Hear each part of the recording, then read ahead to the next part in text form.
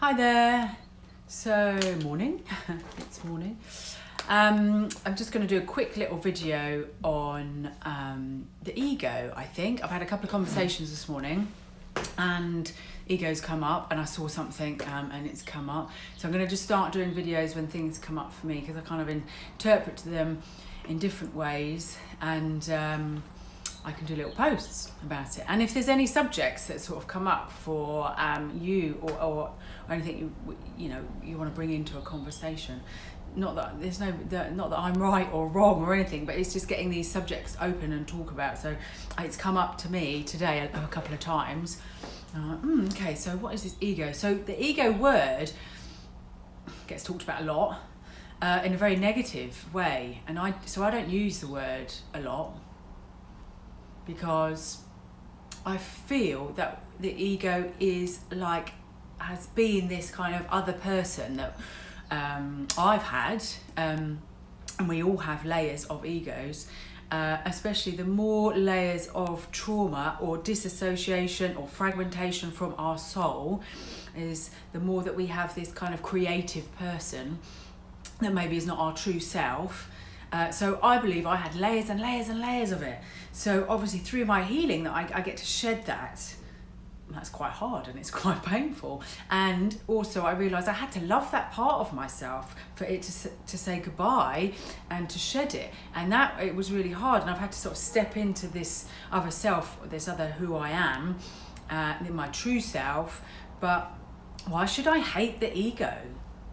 I mean, if we hate anything, resist anything, the ego, ooh, he's got ego, then it doesn't leave you. You can't shed it. Only love heals. This is this is my thing. This is my truth. This is what I've experienced. It was only until I accepted my truth, my pains, my things that I'd locked into my subconscious because it was painful for me to go in to feel it, and then that ego self shedded away. It wasn't needed anymore. It wasn't like I let go of it.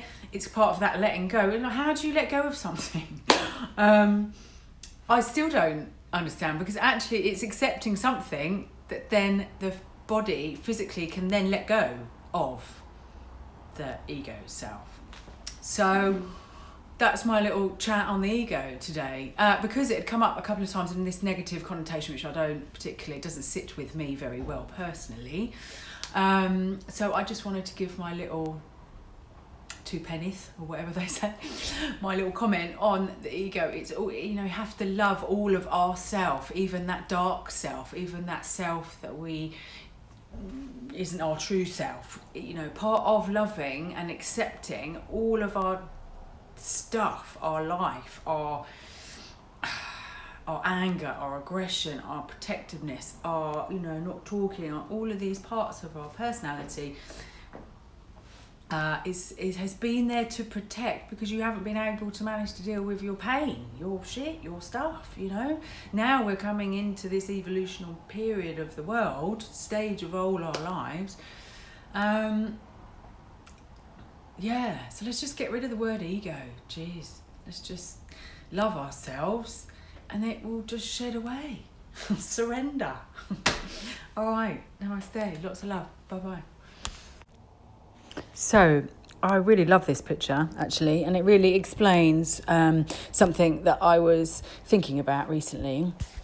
Now, the effect that trauma and emotions and frequency can travel through the DNA, and that's what I believe actually with physical conditions, is that you can so this it comes through the DNA, and it's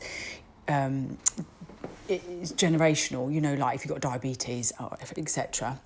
Actually, I do believe that the emotional link with diabetes is about self-love, that digestive system, what you put into your body on a spiritual, emotional level, then turns into a physical problem because you're not listening on the emotional, spiritual level. That's an example, and you can do that with every disease and condition, in my opinion. So this travels down with the DNA to chart, through our children. So that's why they tend to repeat our issues. But my learning is from healing. Through my healing, I can see I'm actually healing my son. So he's not carrying the same issues as he was before, which was similar to mine. And in turn, I am actually healing my mother, because I can feel it, I can see it, I can go into it in another video a bit more in depth. But why can't it? If it can go one way, it's energy, it's frequency, it's science, then if we all do this internal work, it can go the other way. And again, if we take a back step and look at this, way back and say there's a small world, it's the flip of the yin and the yang, which is exactly the era we're coming into. So we're going into the feminine time, which it means the yin and the yang is flipping.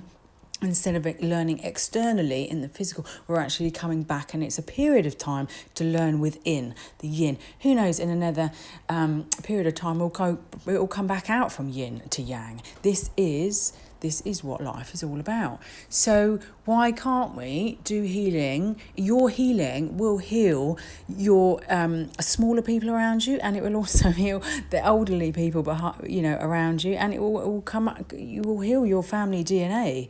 So go within, get going. What's stopping you? Lots of love. Bye-bye.